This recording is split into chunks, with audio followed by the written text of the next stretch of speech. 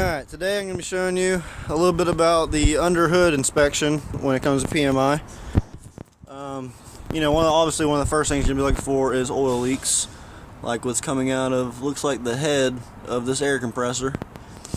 And any other leaks, your belts right here, make sure those are all in good condition and still have plenty of tightness. That'll be checking your the tensioner over there. Make sure that's good. This right here is your cable for the hood, and obviously this hood is way too far down because that cable's not hooked up, so that could end up wearing out these springs and eventually making the hood fall all the way down, damaging that. Check your air filters, make sure they're nice and clean. Check your brakes up front, your steering and suspension components.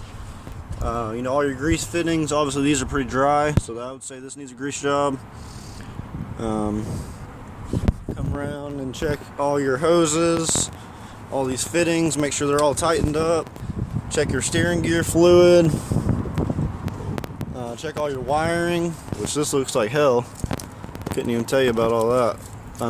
Make sure there isn't too many lines that are fucked up or have any scrapes in them. Like, I don't know what the hell that is, what that goes to, or any of this little shit. Come around here.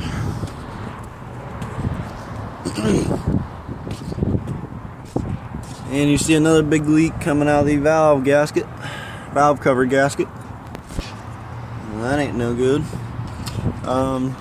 Every time you might want to check your turbos to see if you see any oil in them or oil coming out of them. Check your filters. Check your hoses over here. Check your secondary filter over here. That looks. Check all your tubing brackets. Make sure there's no exhaust leaks. Here's your washer fluid.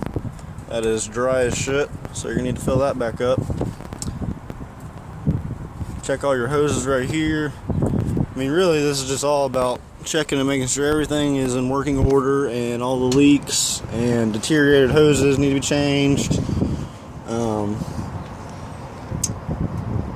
That's about it, really. In your PMI, you will go and change the oil. So the first thing you really want to do is check the oil before you change it, just to make sure whoever had it before it was right.